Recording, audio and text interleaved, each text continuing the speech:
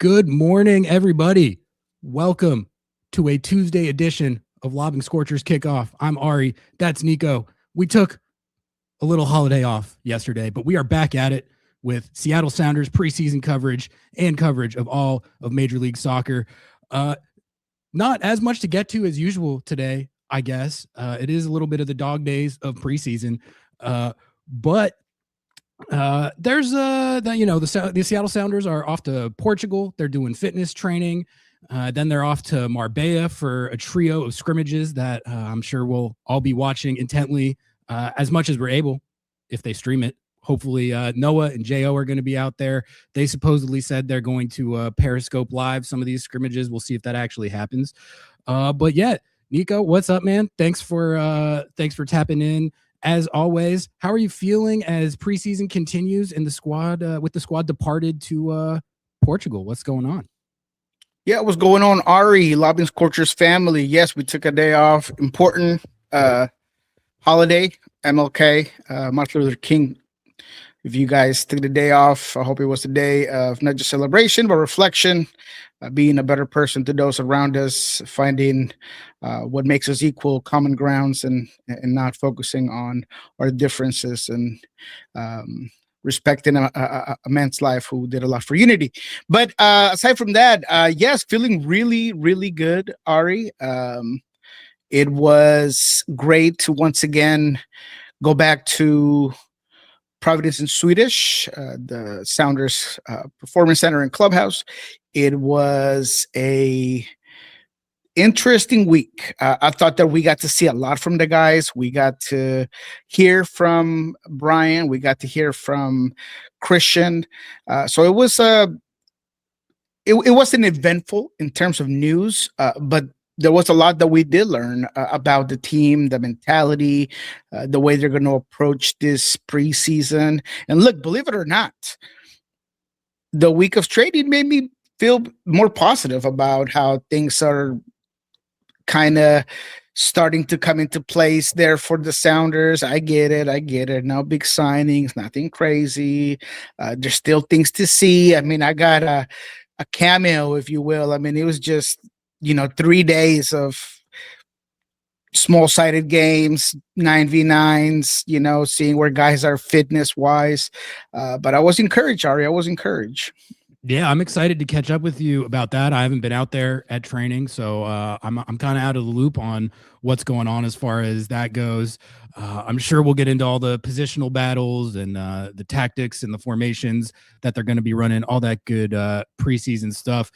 Let's get into it. But before we do that, I do need you all. I need a favor, chat. I need a favor before we get this rolling. We're on the road to 3K subs on YouTube, and we're closing in on 2,800. We're at 2,799 right now, right? So I need just one person who is not subbed to the YouTube. I know there's a couple of you watching right now that are watching the show, listen to the show, but haven't subbed to the YouTube. Just give me one sub to the YouTube to get us to that 2.8. 27.99. I can't have that. That's like tough on my OCD, guys. So just give me one YouTube sub, get us to that 2.8 as we continue the road to 3K.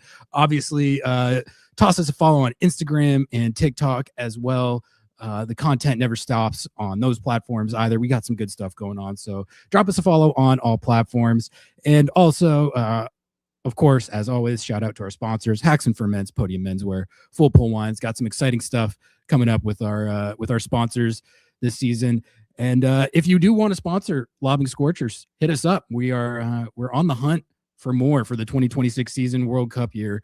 So if you are a local business or know of a local business that wants to work with us, send them our way. All right. Enough of that. Nico, let's talk some Seattle Sounders preseason. I think they departed to Portugal yesterday, if I'm not mistaken. And I think the idea is they're going to be doing the fitness training in Portugal. A lot of beep test stuff. We'll see who wins the beep test. It's always Christian, but I'm sure there will be other guys competing for the beep test. Or I guess Rothrock is a good beep test guy too. They got some good runners on the team. They're beep tested in Portugal, and then they got these 3 scrimmages in Marbella. So we'll be tracking all that, of course. But Nico, let's talk about what you mentioned off the top there. about what you have seen in this first week of preseason training camp at Long Acres before they went to Portugal. You had Hassani Dotson was there. I'm not sure if the Serbian U22 is there. What's his name again? Sorry, Nikola Petrovic. Petrovic. Petkovic. Petkovic. Mm-hmm. Petkovic. Is he there? Did you? He was there. He was there. Yeah. Okay. What did you see out at Long Acres? You said that it was making you feel positive. I'm interested to hear why. What did you see out there that you were liking? Look, there was a lot of things, and the biggest one for me was the approach of the coaching staff, starting with Brian Smetzer, and the mindset of the group going into the season. And we'll get into the fitness stuff and the soccer components. But for me, the way you set up your preseason, the way you start off the training, the beginning of it all is your preseason. I think the Sounders have done a really good job over the last few seasons at identifying objectives where they need to be better, figuring out what was it that season before, the season prior that didn't work out, and fixing those things. And it has worked out. Last season, this team had a goal. And before they went to Marbella, and in Marbella, it was all about making the team better offensively, making it a team that could get out there and win games with goals and adding numbers forward and passing movements, crashing the box, offensive movements, all those things. They tinkled with a couple of formations. And at the end of the year, you had a record scoring season for the team, right? We've established that. So that objective was reached. And I thought from beginning to end, the coaching staff did a great job at just focusing on that, emphasizing on that. There were some things that maybe the team definitely could have done better. So that's what I wanted to see day one.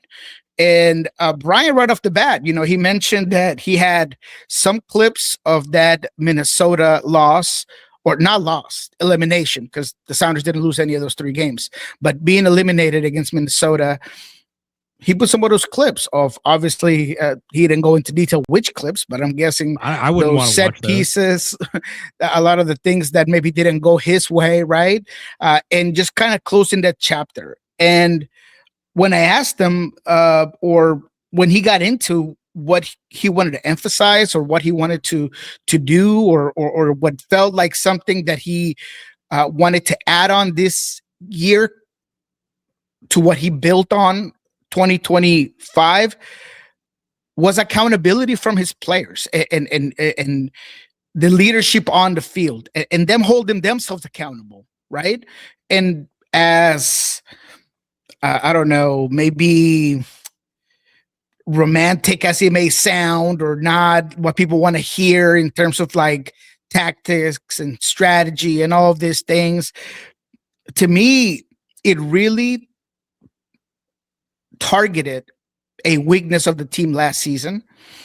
There's some great leaders in this team, and I just did not believe that last season they necessarily showed up in certain moments.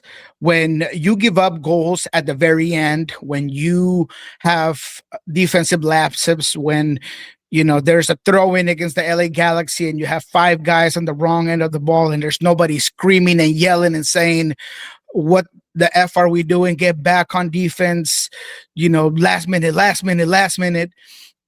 It does talk about maybe a little bit of a need for players to hold each other accountable. Set pieces as well, winning those battles in those defined moments.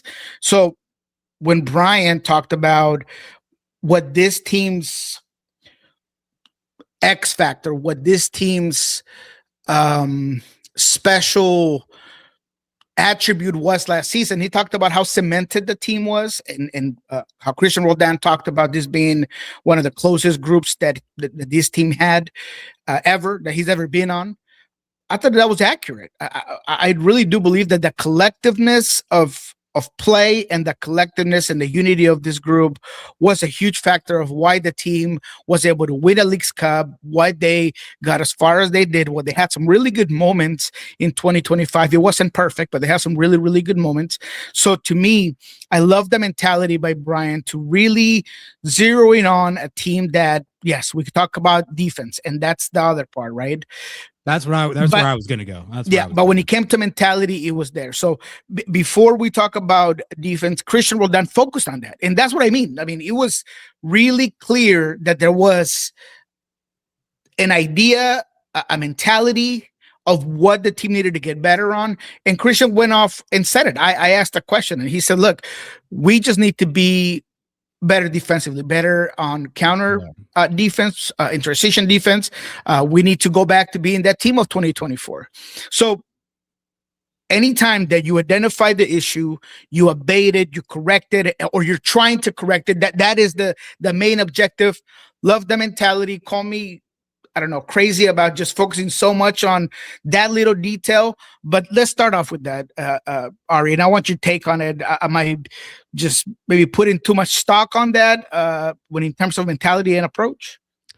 Well, no, I don't think so, because I think it's almost the opposite situation as last year when, like you said, they went into the preseason coming off a season where the offense wasn't good enough. It wasn't productive enough. It wasn't dynamic enough.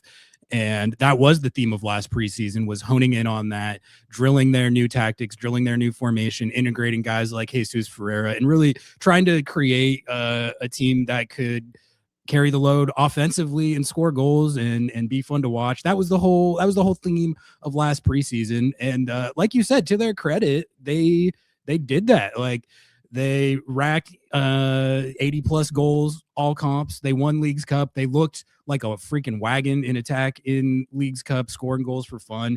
Even the playoffs where they got eliminated, scoring goals wasn't their problem in that series after the first game. The last two games, the offense looked great again. But I think what the result was almost an overcorrection in one direction, where you had a team that was a lot more aggressive and proactive and effective in attack, but I think at the expense of what had been their calling card over the Brian Schmetzer era, which was their solidity in defense and not exerting control over games, not letting other teams score on them. And last year, you did see a much improved, much more productive offense, but there was, if there was an issue with this team last year, it was defensively, and that's what did them in the games where they dropped points last year. It really was not very often that it was because they couldn't score. It was because they were blowing leads and giving up soft goals and giving up goals at inopportune times. So what my whole thing that I wanted to see in this preseason was them just finding a better balance with that, where you can still play like they did last year in attack and be a really lethal team in transition and be a bit good goal scoring team. But ideally, while also still having that control over games and that defensive solidity, so that you're not in these situations where you're scoring goals and you're ahead in the second half or ahead late in games, and then you have these lapses where you blow the leads and you drop the points. To me, that was the biggest reason they ended up with a relatively underwhelming points per game in league play, and they ended up finishing fifth instead of in the top four. That was the biggest issue. So it's just tough, because I think there is an extent to which, if you're going to be a really aggressive, proactive, attacking team all the time, the reality of that is, like, that's what we all want. It's more fun to watch, but you do have to kind of accept that there's going to be a little bit more defensive vulnerability that comes with that. And the best teams are the teams that can maybe concede a goal or two, and they're scoring 3 or 4 in a given game. So they take the results anyway. There was just too many times last year where the soft defense resulted in blown leads and drop points. So, yeah, so let me ask you this question. Yeah. Let me ask you this question, Ari, just in terms of maybe closing this one observation, because it might be a final one. I was asked about this on Saturday on a Spanish show, and I thought it was a interesting exercise. Maybe even chat can jump along and give their opinion. I love Christian Roldan. I think that he is one of the most fierce guys on the field. I think that he is a leader by example. I think that he has the heart of a lion. I mean, the guy is just incredible. Leadership's tough, and sometimes having to scold somebody, having to at times be the bad guy. I remember Nicolas Ladero at times would get into it with a lot of players, and he wasn't afraid of it. Sometimes he would even Roman turn off his music because maybe they gave up a late goal or it was a bad game or whatever it was. Clint Dempsey, I've seen him always go to blows with guys, straight up. I've seen him go to blows with guys. We have. I think you were there. Okay, so I'm not exactly. We don't know that. I'm just making things up. Yeah. Being a captain sometimes is difficult because it's not necessarily a popularity thing. It's a respect thing. It's sometimes you got to be the bad guy. So Christian, maybe he can grow into that. He's grown so much in his career, and he's gotten so much better. Maybe this year he can definitely do that. Because I do think that at times he's such a nice guy, such a great guy that it might be difficult to just be that guy, right? Be that mean. That's a real issue. Like it's reality, and it's not negative on him. But this is the exercise. If it's not Christian Roldan, and I think we both believe that Steph is more than likely going to be a sub this season, who in the squad do you think can grow to be a captain, a leader out there, right? And be that person. Yeah, no, that is a great question, because you're right. Guys like Nicolas Ladero, Ozzy Alonso, Steph Fry, those have been those leaders and those standard setters who are willing to, like you said, not necessarily always be popular or they're willing to get after guys. And if the standard isn't being met, then they're going to be the ones to say it. And I think that honestly, since the Ladero era ended, that has been an issue. And I think Christian and Steph have stepped up in that leadership role. I think that's a role that JP has played, even though he wasn't necessarily playing every minute of every game or playing a lot of minutes in general. That was maybe a presence he had in the locker room. But who's going to step up and kind of take on that mantle as Steph kind of transitions to the end of his career? It is a good question, and it's an important question. And I see Christian as kind of the heart and soul and the leader of this team. But like you said, his personality is maybe not what in Ozzy or Ladero was. So that's going to be that's something to look at, is who's gonna step up and be that guy.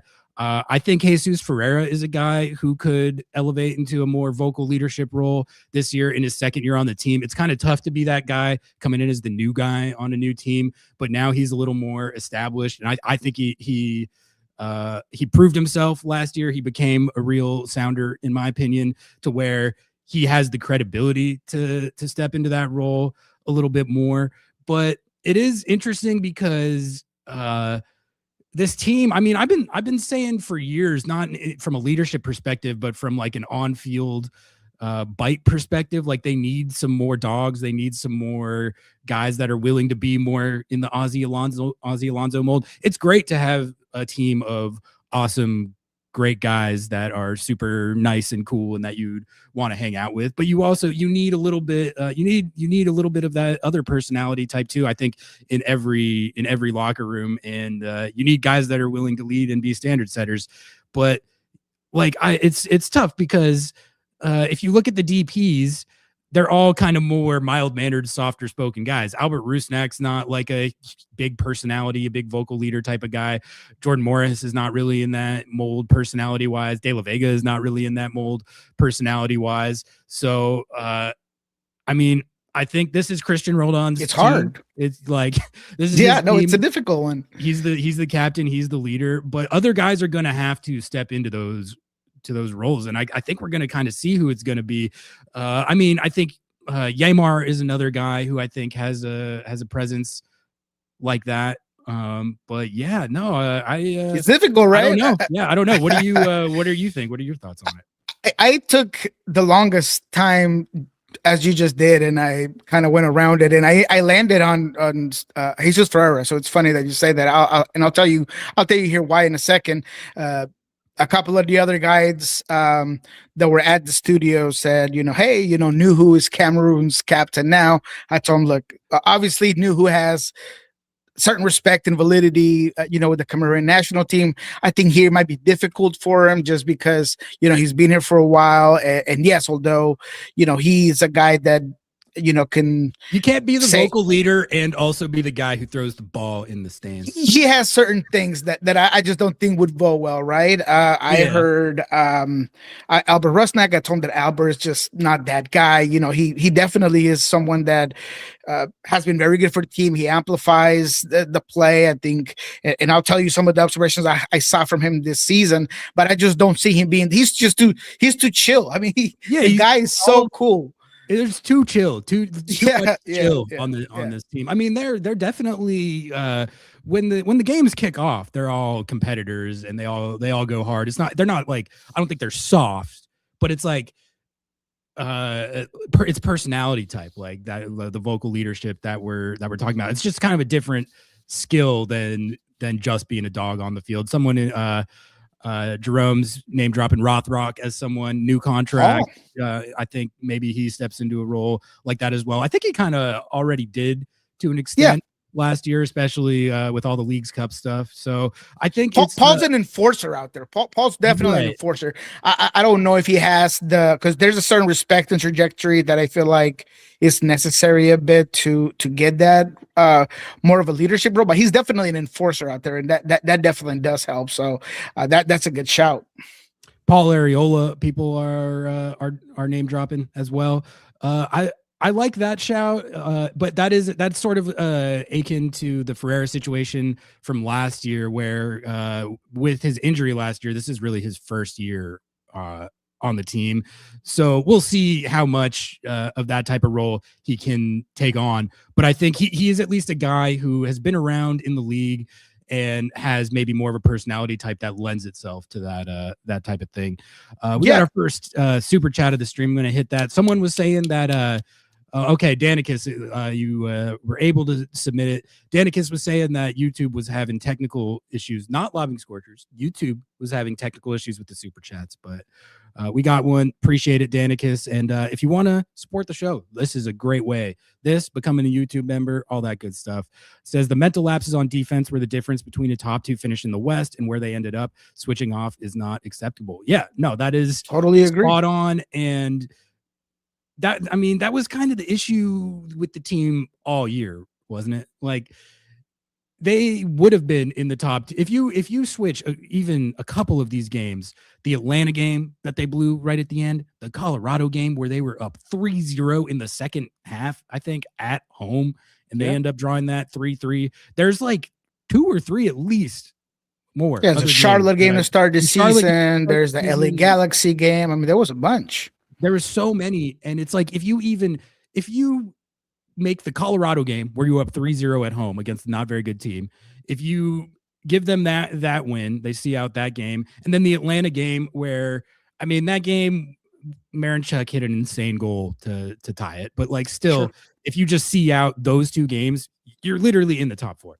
You're in the top 4. You have home field, and the likelihood that you get past Minnesota if you had the first game at home, I think, is pretty high, man. Like, I think we saw how that series went the last 2 games after Seattle made their tactical adjustments, and we saw how the game at Lumen Field went.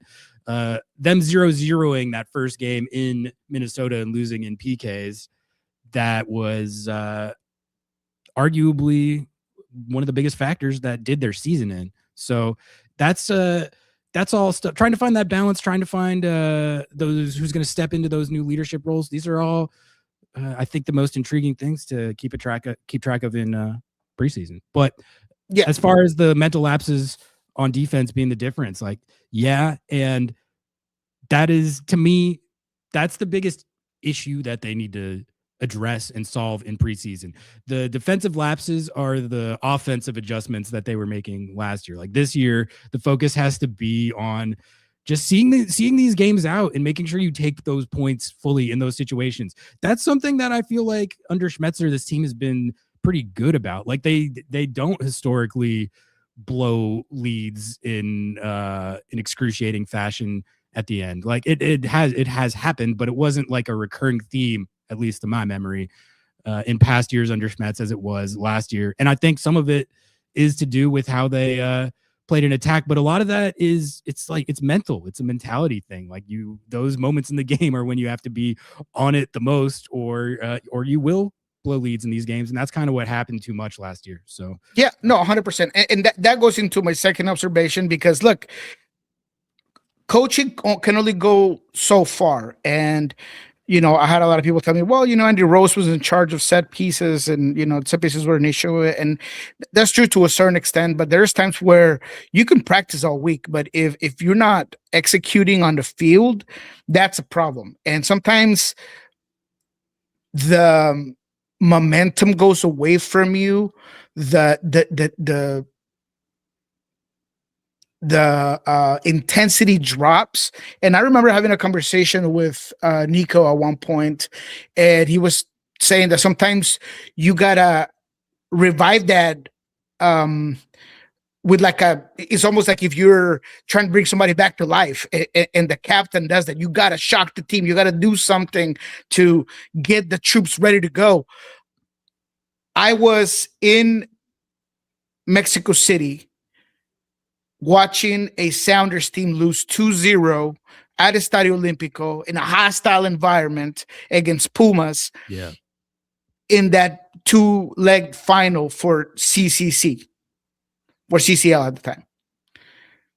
The person who, like a paramedic, came in and said clear and really revived that team was Lodero. Yeah. He was all over the field. He wasn't going to let them lose that game. He was not going to let them lose that game. He took those 2 PKs.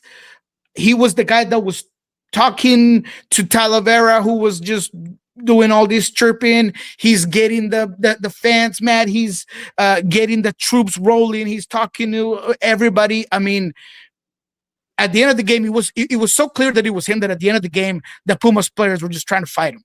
And I remember one player who, I've said this before in other shows, I would not share his name, but he told me, look, we're trying to hold Nico, back. And I got size on him, but he looked 6'7" in that field. I mean, it was just that presence. So there's something you need that. So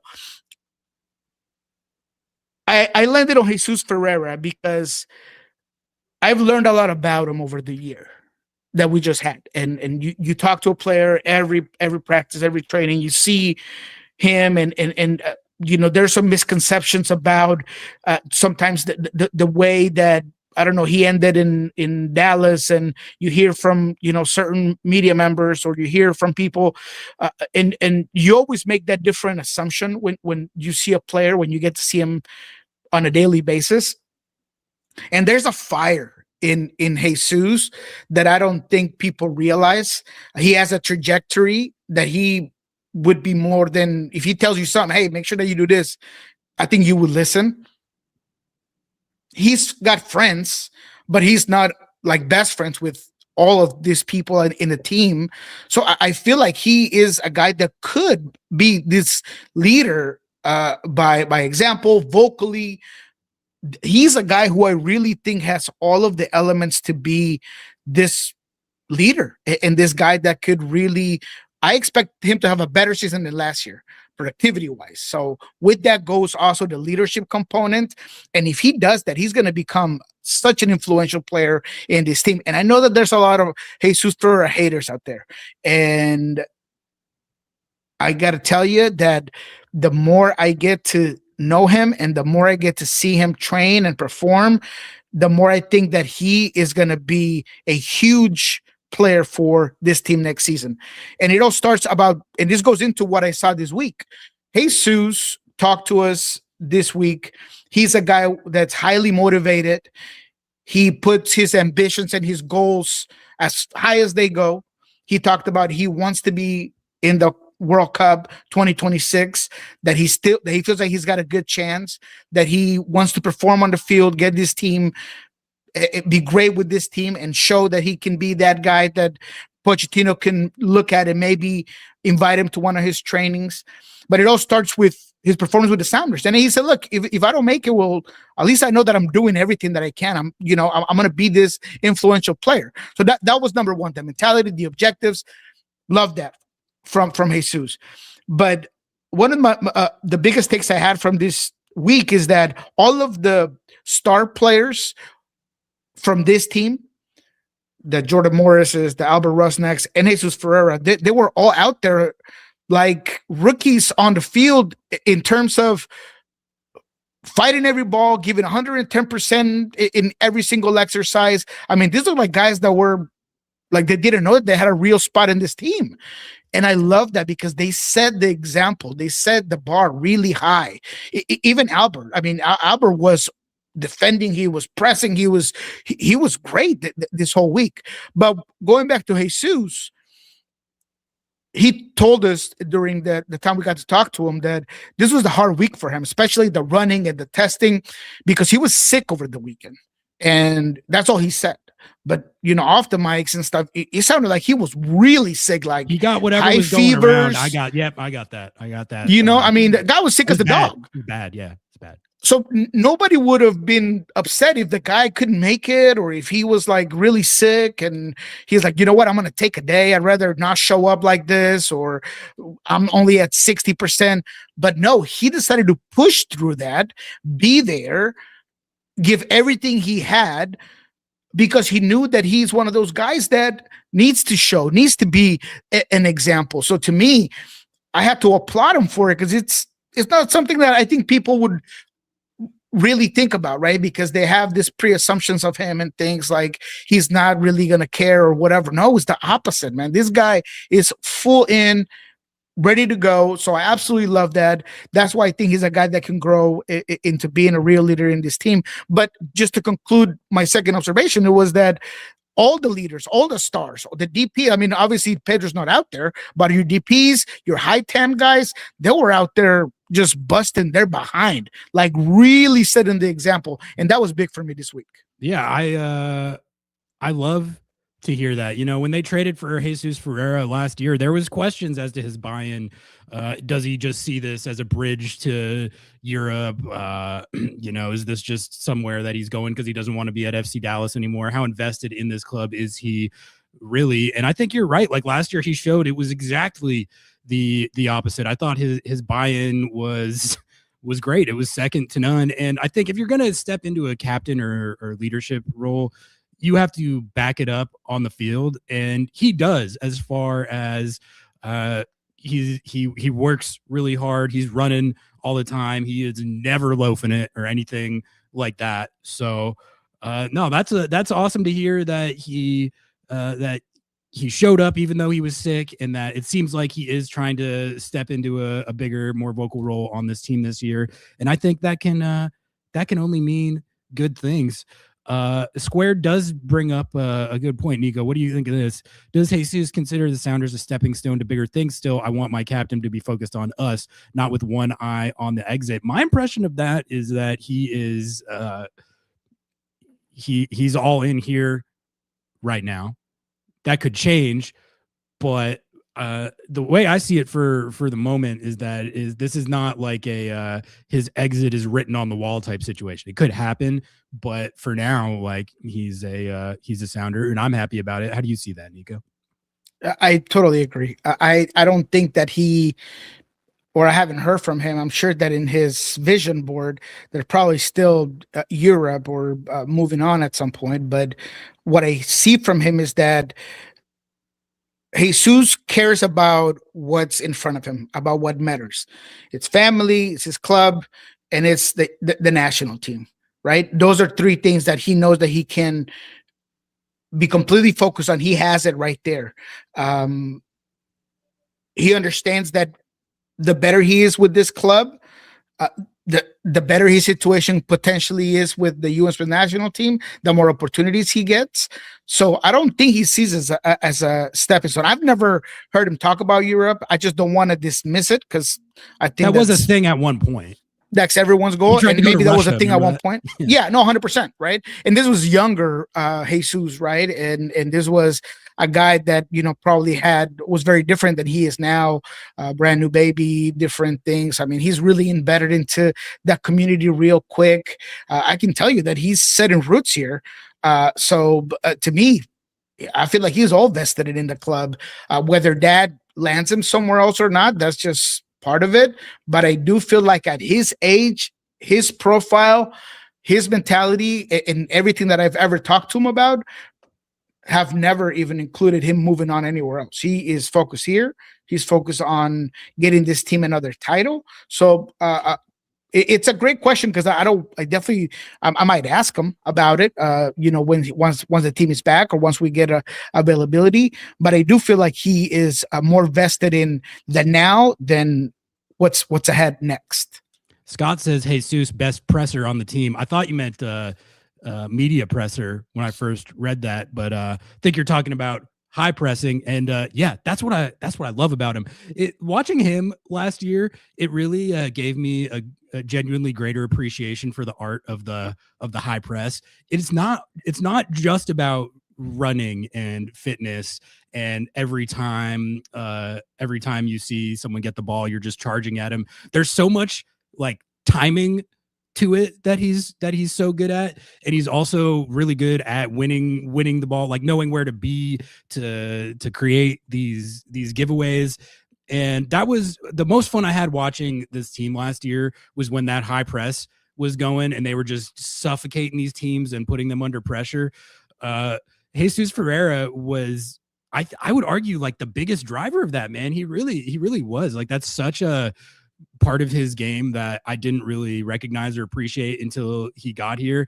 He is elite at it. And then when you throw Rothrock in there, who's elite at it as well, and you get them both going at the same time, it's fun to watch. It's genuinely fun to watch them press and play defense. So like what I want for this year is to kind of keep that aggression, keep that high pressing, let Jesus do that as much as he wants, because he's so good at it.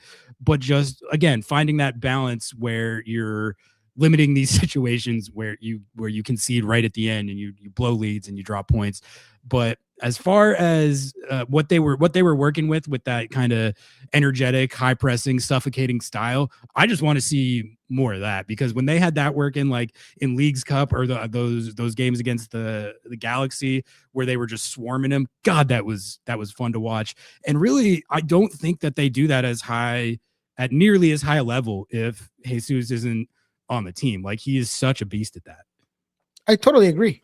And people, that just see stats and they focus on, they have agendas, or they don't necessarily like Jesus, they tend to dismiss that and just kind of brush that off. Yeah, they say, he only had 5 goals all comp, so that was like a bad trade or whatever. It's like, but he fulfilled the role. He was a guy that was influential in so many ways, including that pressing. I mean, the Sounders pressing was incredible. That's another flower there for Brian Smetzer and his coaching staff. I mean, this was the best pressing team I've ever covered myself since 2012, maybe 2013. That is the when they were at the most effective. When they were at their peak, their apex, the press was the best. Certainly the best. Yeah, it was like June and on, maybe. It was obviously through, Club World Cup and after. I mean, Leagues Cup, obviously. But yeah, they hit a moment where they were just so good. And he wasn't just the pressing, he was cutting off the passing angles. He was winning secondary balls when they forced clearances. I mean, it was taking that first stride immediately as you pick up that ball, and then that transition offense working perfectly. I mean, it was just a very synchronized, perfect way of pressing, recovering, and attacking. I mean, it was great. Yeah, it was the next iteration of Schmetzer ball, which I think is known in the past, perhaps sometimes unfairly, as being like more conservative or defensive. I mean, that's not how they were playing last year at all. Like, when they figured out how that high press was working, and and we're firing in transition, it was tough to stop, man. So I think the goal for this year is getting a little more defensive solidity to go with that, and then also I guess just more consistency. I feel like that level that we're talking about, where the press looked that good from June on, I think you're right, and really all of Leagues Cup they were cooking, and then it wasn't it didn't maintain that level consistently for the whole stretch run of the season. So just being able to tap into that level as consistently as they can, I think if they're able to get to a place where they can do that, they're going to be in good shape to be competing for trophies and home field in the playoffs. I think with where the roster stands. Ian, thank you for the $1.99. Appreciate you for the momentarily open last member episode. Yeah. Noah, with the tech difficulties, we recorded our bonus episode, members only content. This guy just leaves it public for all to see. I had to go in there and toggle that on to members only. So, but the point there is, become a YouTube member. We're getting back on the IRL pods. We recorded one and did our bonus episode last Thursday, and we're gonna try and get like on that routine as much as we can. So become a YouTube member, and you get bonus episodes that are going to be a little more informal. We had fun responding to the Scottish Premier League Celtic bots that invaded our comments, that we provoked to invade our comments. But I don't know if you saw that, Nico. They were not happy with our Scottish Premier League takes. That video has like 140 comments, and it shows you like the percentage of people that like versus dislike it. It's at like 34% likes. So Scotland is not happy with us. But thank you, Ian. Appreciate you. Oh my God, that is hilarious. I saw them. I saw it just later. Dropped a nuke and then didn't look like I didn't read any of the comments. No, I saw it later. I saw some stuff, and look, it's pretty hilarious. I'll say this real quick. I mean, I don't have to watch the Scottish Premier League. I don't. I don't either, to know where they stand in the global aspect of things, and it's very simple. I'm sorry to tell you, Scottish fans of Rangers and Celtics, but you're the ugly stepsister of the European leagues. Sure, you got to pass to the ball, but ain't nobody trying to marry you.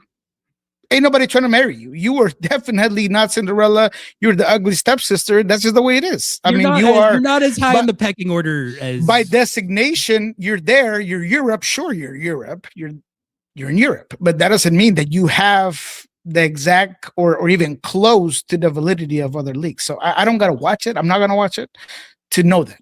But I like telling the Scottish Prem fans that like the Chicago Fire would destroy all their mid-table teams and then just not paying attention to the responses. It's kind of fun. Like, I mean, I appreciate, shout out Scotland for all the views. Like, the video performed very well, so we appreciate that. We appreciate the engagement. All right, Nico, we got a few more minutes left here.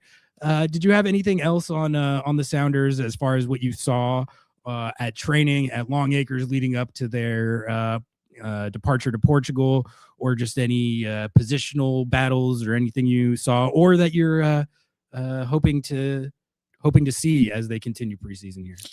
Yeah, I'll try to be quick. Obviously, we got to see all the new guys in that group of new guys is also the two Tacoma Defiance guys that got first team contracts. So let's start by Hassani Dotson, which was the bigger of the signings. I thought Hassani looked very good. He was very fit. I thought that he was impressive on his physicality, the way he holds up the ball, the way he defends, the amount of space, the range of his play is very good.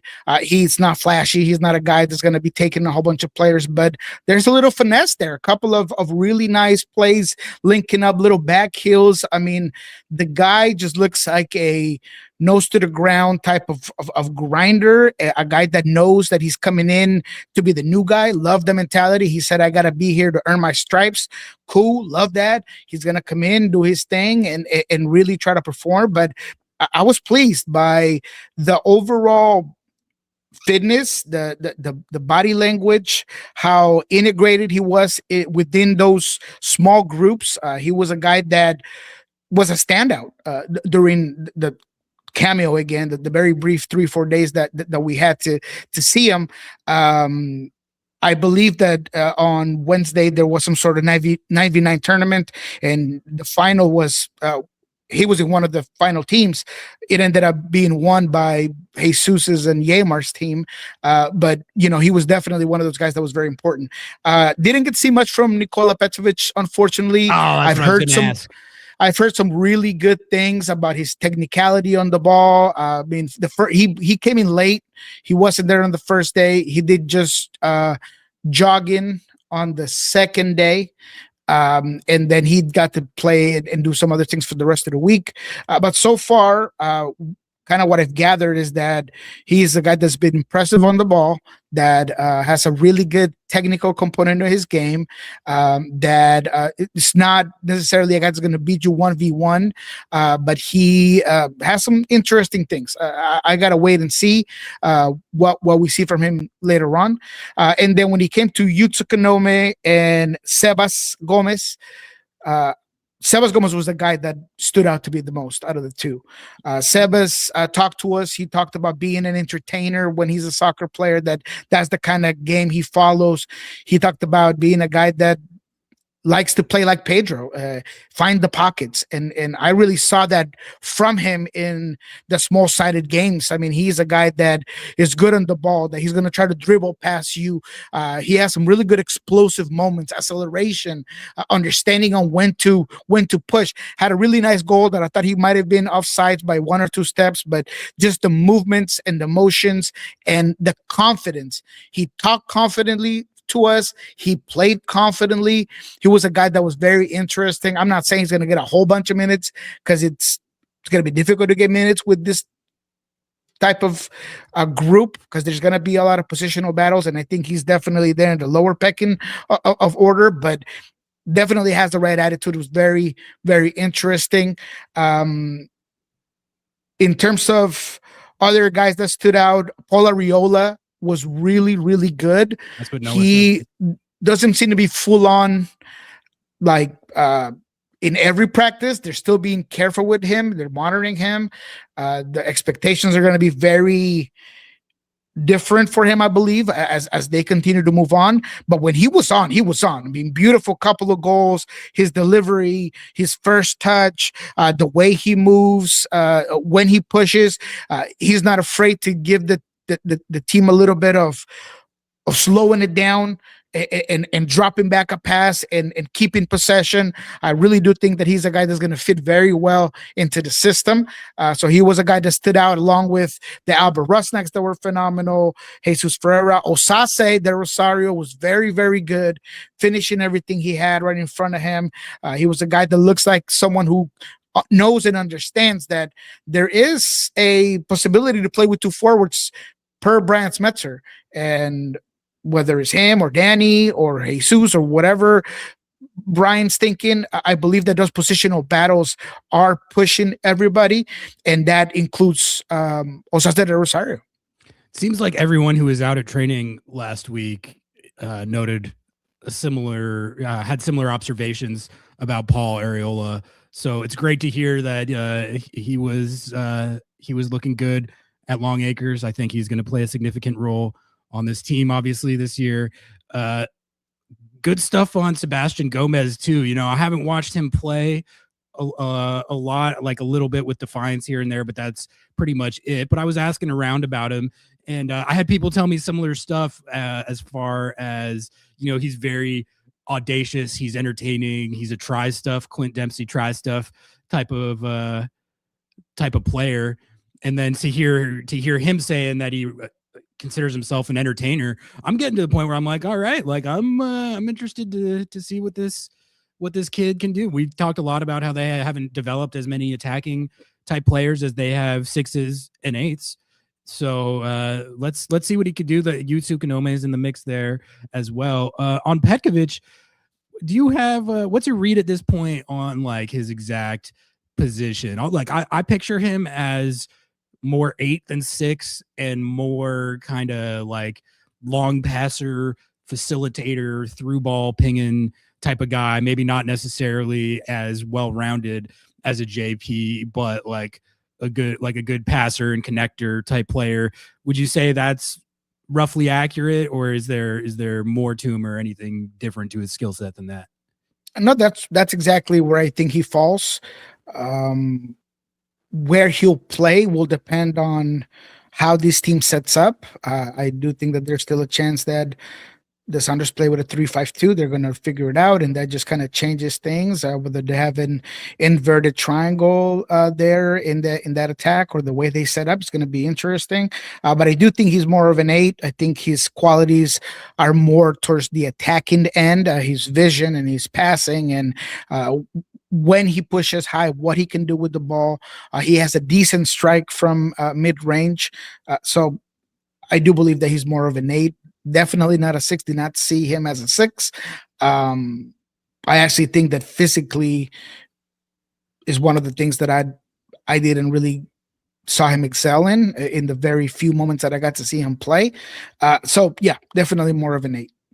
On the topic of the two striker setup, I was saying that I'm interested to see them try and run that at least in preseason and see how it looks, because it looked genuinely really good, I thought, in the playoffs last year. That was the kind of whole thing that turned that Minnesota United series from that first game where they ended up getting shut out to the last 2 games where they ended up banging in 7 goals. That was the adjustment. And I know there's issues there as far as Jordan sees himself as a more pure number 9. And if he's playing with Moose or playing with Osaze, then that turns him into more of a winger.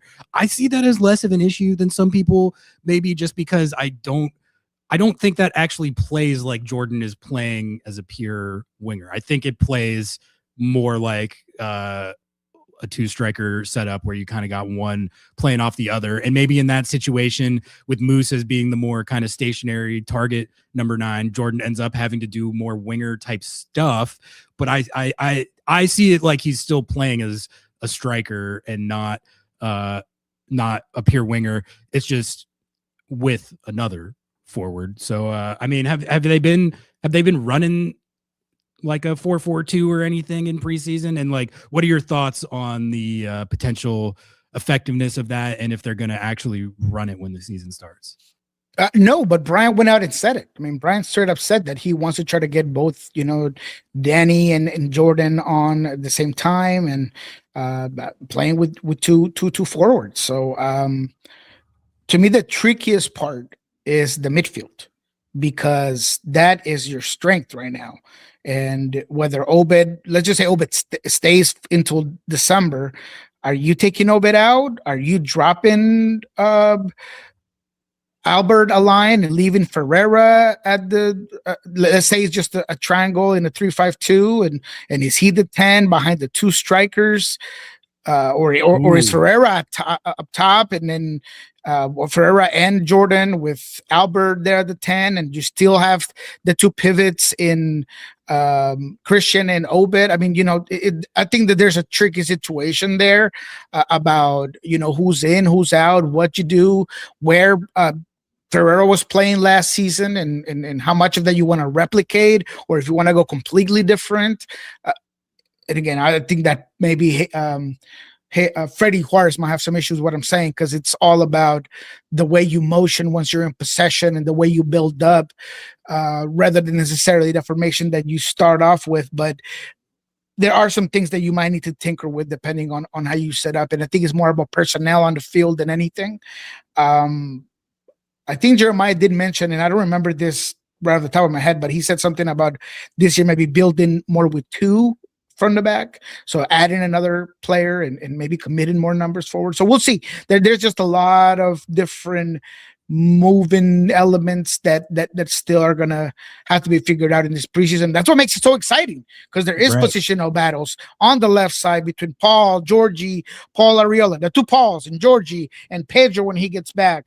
Up top, I mean, you're trying to figure out if it's Jesus and Danny and Osase, or is are you gonna do the two cams, and how does that fit in? And I was gonna say Jesus Ferreira, Albert Rusnak, dual tens playing behind Danny Musovsky, Jordan Morris, dual strikers. I mean, all of it is just, there's a lot going on here, and that to me leads to good performances, and leads to a competitive team, with obviously a team that collectiveness was their forte. Because I think we'll have a lot of people say, "Oh, we're talking about this team as is the super team," when they didn't go out there and get anybody. And to a certain extent, they're correct. But I think that this team is betting on their top players being healthy this year, continuity, consistency, and that's what they're going for. So I do think that there's going to be a lot of competition that will drive this team to have a good start of a season with what's currently available within the roster. But yeah, no, it's very interesting. Yeah, no, these positional battles, especially that left mid spot, it's going to be fascinating to watch in preseason. We better be able to watch these scrimmages, man. This is an issue every year where we have to rely on Twitter to know what happens in these games, and they post like janky YouTube highlights later. I need to be able to watch these live streamed this year. So I know, and there's a whole bunch of stuff behind it. Obviously, we're gonna have the privilege of having Noah and Jeremiah out there that might give us some more accurate things. But I did hear that like transmitting live might be an issue because of rights and a whole bunch of stuff. That excuses. I would love, look, if the Sounders were to be like, look, we're gonna put up a stream, but it's gonna cost you $15.99, $10.99. I'd pay it. Like, name your price.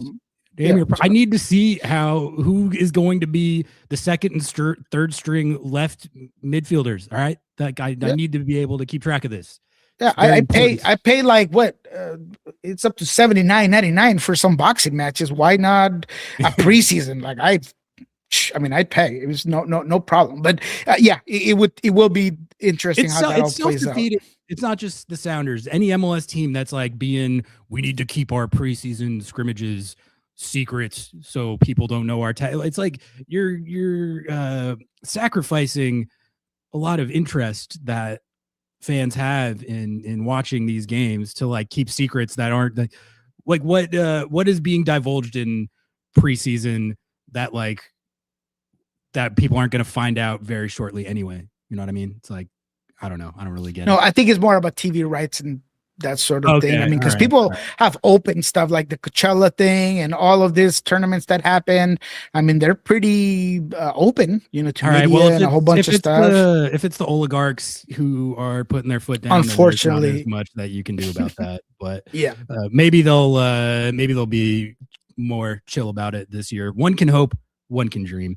All right, Nico, to close it out here, let's jump around MLS a little bit. Actually, I meant to get to this from Ian. Coach JP thoughts.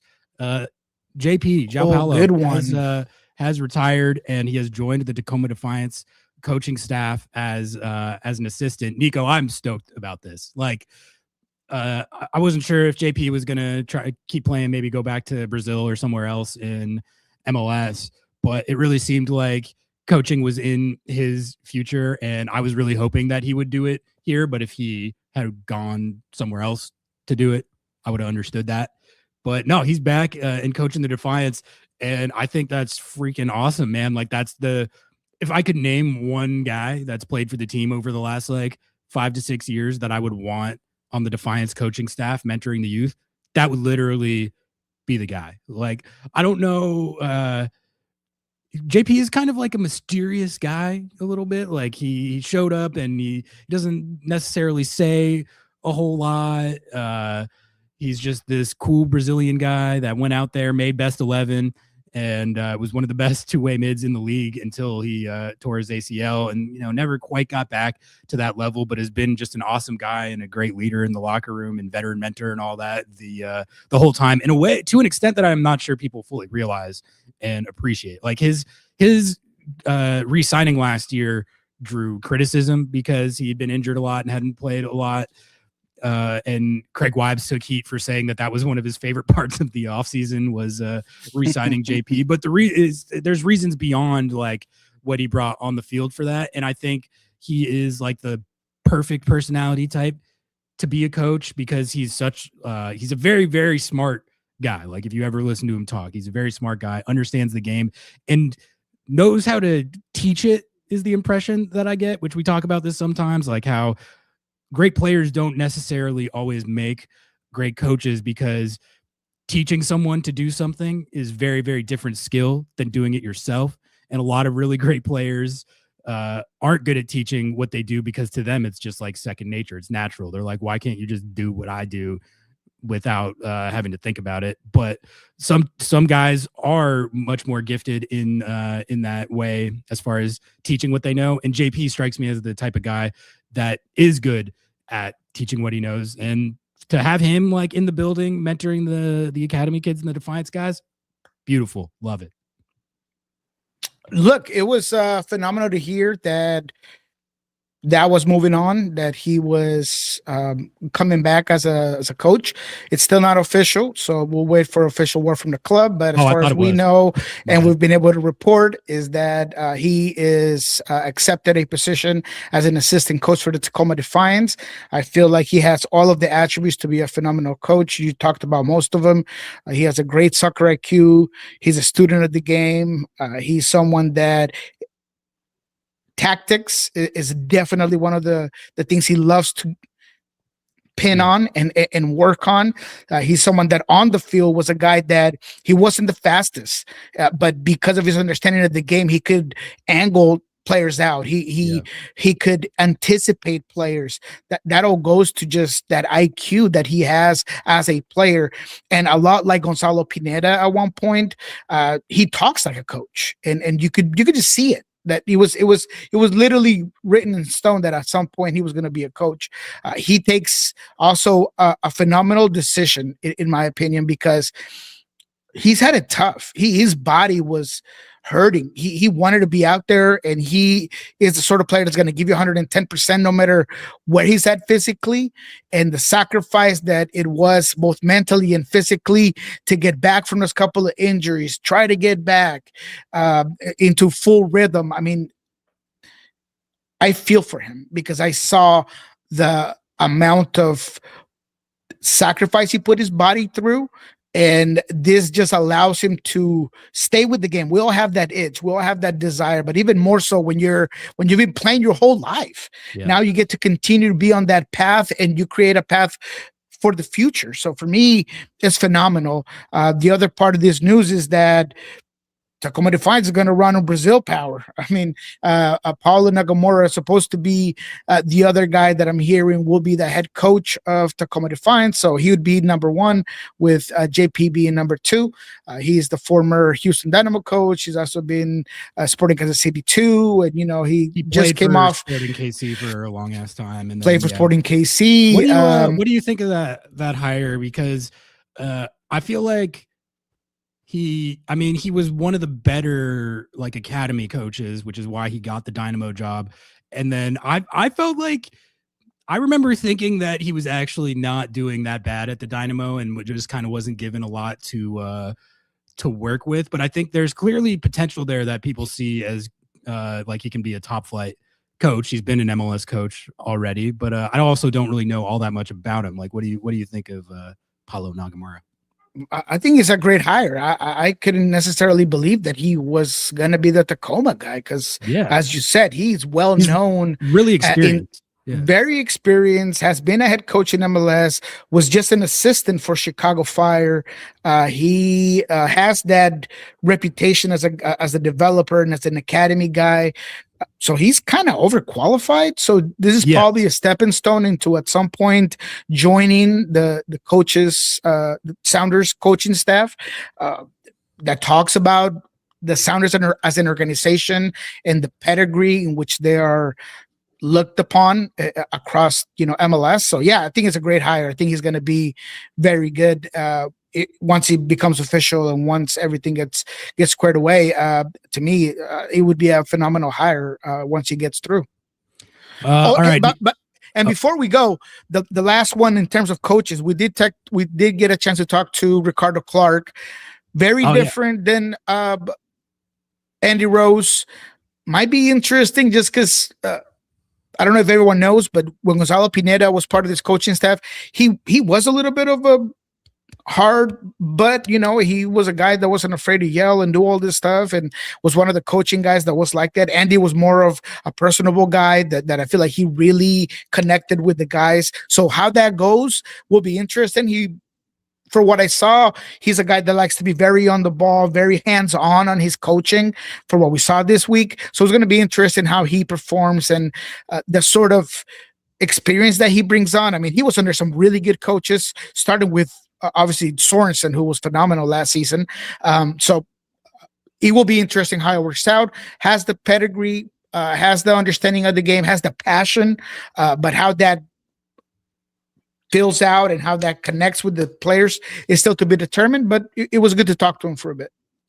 All right, Nico, let's hit some MLS stuff to close it out here. I really only had one thing that I wanted to There's only one thing. There's only one thing to talk about, and it's folks, we have a problem. We have a problem in Major League Soccer, and it's going to need to be dealt with, and I'm not sure how to deal with it. And that problem is known as Inter Miami CF. We've all seen what they've been doing all off season. They have been wheeling and absolutely dealing. They obviously had Sergio Busquets and Jordi Alba, the crash out Barca boys, retire. So they had some holes to fill, but they've been just cooking outside of all that. Bunch of elite players that they've brought in. But Nico, this latest development, it's bad. And I mean, it's good for them, but it's bad for everyone else. And we have a Los Angeles Dodgers situation developing in MLS with what they're doing with their roster right now. But this latest edition, they have got Herman Berterame, forward from CF Monterrey, who I don't know, anyone who watches Concacaf Champions Cup has probably seen him play at one juncture or another. I've seen him play a lot. I mean, this dude is literally, is he the best striker in CONCACAF? Probably. Like, he's been up there. He's really, really good. He's 27. He's exponentially better at this point in his career than 48-year-old crash out crybaby Luis Suarez. And it's really just like the fact that that's the team that gets Berterame. Just like, dude, he's a guy who every time I watched him play for CF Monterrey and CCC, I was like, God, if the Sounders could ever get that guy, that would be God tier. Of course, he comes to MLS, age 27, and of course, it's to Inter Miami. And it's just, it's tough, man. Like, the thing with Inter Miami is in the Messi and the Barca boys era, they were tough to beat and they were unstoppable at times, and they finally won MLS Cup last year. But realistically, their roster was pretty top heavy and they were, beatable. They lost in the playoffs to Brad Guzan, you know what I mean? Like, they only just won MLS Cup for the first time last year, still haven't won CCC. So it's like they were hella good and won a lot, but they were not this like unstoppable force that when I look at their roster now, especially with all the additions that they made and with Berterame coming in, I'm like, I don't really see, like, the deck almost feels stacked. Like, I don't want to be that guy, but like, how do you beat a roster like this? This is the craziest MLS roster I've ever seen, to the point where, like, I don't really see how anyone else can do anything about it or keep pace with it. They're playing kind of a different game, and they're doing that because of the Messi effect, which is, hey, like, that's what they should be doing. I don't fault them for that at all. But it's creating a situation where I'm going into this season like, do we just already know what's going to happen beforehand, like a Dodgers type situation? That's what it feels like, man. Yes, there is no denying it. The Inter Miami has taken the league by storm. They have added to a team that lost some stars in terms of names, but they got even better in way better every line, from defense to midfield, and now to striker. I mean, it's still not official. We still have to make sure that goes through, but it sounds like it's gonna get done Berterame is a guy that has been flirting with MLS for a very long time. The only reason why he didn't end up coming to Portland a couple of years ago is because the Timbies almost got him. Oh yeah. The only reason why he didn't come is because he was going to become a Mexican citizen to essentially be part of the Mexican national team, giving him his only chance to ever be at a World Cup and be at a national team. Because if you're not aware, being the CONCACAF best striker doesn't necessarily put you in the Argentine national team, if that shocks anybody. But so his one chance was to obviously become a Mexican citizen and have dual citizenship and play for the Mexican national team. And in order to do that, as far as I had heard, he was kind of strong arm to staying, and that's why he didn't come. But now he's already played for the Mexican national team. He obviously already has the dual citizenship, and now he gets an even better opportunity because of the Messi effect. And it sounds like it's all getting ready to be finalized, right? So Inter Miami is becoming a juggernaut, and there's no doubt about it. Now, being great on paper and actually doing it on the field is two different things. True. I'm never, ever going to just say it's for sure going to happen, because I've seen a whole bunch of teams just S the bed, for lack of a better word, or term, regardless of how good they are. I thought Cincinnati had a phenomenal roster last season. Stacking talent alone doesn't guarantee that you're going to be the best. Like, no. It's one way to, but like, we see teams like Atlanta United spend a bunch of money on a bunch of talented players that are mismatched. Let's hope that that's what's happening. I doubt it, but you never know. But, I'm not with the, they're cheating. No, I mean, they're using all their resources. They have the ability to do it. What I dislike is this false narrative that this is a problem that only happens in MLS. I mean, look, in every league in the planet, go check out the best leagues in the world, the Premiership, Bundesliga, even to a certain degree, Serie A. I mean, in Colombia, in Argentina, it's really other teams win the titles, but it's all Boca and River. And, it's just the way of the world. There are teams that have more resources than everybody else in the league, regardless of how it's structured, whether there's a salary cap or not. Salary cap does make it a little bit more difficult for a team to just go crazy, but it's always going to happen that way. There's always going to be a couple of teams, and Miami's that team. That's why other teams have to figure out a way to be different and approach the game differently. Because if you're going to try to outbid those teams like Miami, you're not going to be able to do it. So how do you give yourself a chance? Have a great academy, find diamonds in the rough, do all these other things. So disqualifying those things or dismissing those things, or saying, I don't understand why teams just don't have ambition and they just don't buy every single player. Because they can't. I mean, do you want them to try to outbid these teams? They can't. They got to find other ways to do so. And that happens everywhere in the world. Nobody's trying to outbid Real Madrid or outbid Manchester United. You find other ways. You make a mythology, you create it, and then you bring it onto the field. And that's how you end up giving these teams a run for their money. So, not to discount anything that Inter Miami is doing. I think it's great. I think it's more than fair that if they have that sort of juice, they're going to use it all. And they see a win now with Messi. Messi's a winner. He is going to give you the best recruiting opportunities. You have the Jerry Jones of MLS out there, Jorge Mas, talking to the media and doing all these things, and he's getting all these flowers. I don't love those sort of owners that love to be in front of cameras, like the Mark Cubans.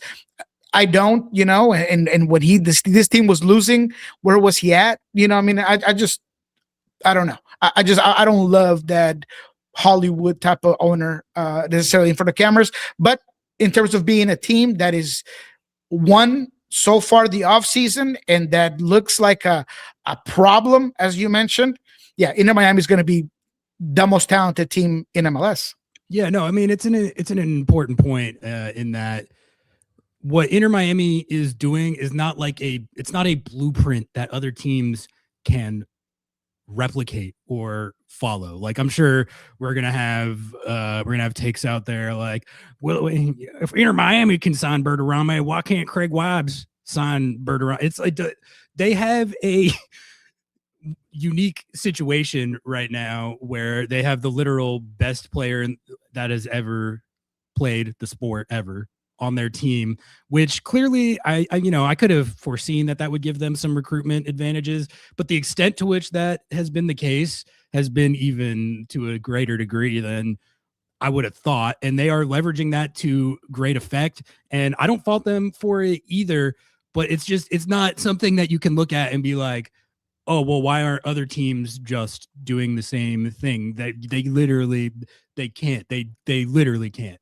It's not like a lack of willpower or ambition on the part of any other MLS club. They have got an advantage over everyone else that they are leveraging in exactly the way that they should be, to be fair. Like, it would be malpractice of them to not maximize what they can get out of the situation that they're in. So it's just we'll see how it actually pans out on the field. Like you said, it's not a guarantee that they're going to be a 75-point team and win the Shield and win every trophy and all that. But on paper, they really should. And that's what I've been saying about them, Nico. Like, I'm good with. I don't think they're cheating. I think their roster stuff it's within the rules, and I get what they're doing, and I get how they're doing it and why they're doing it.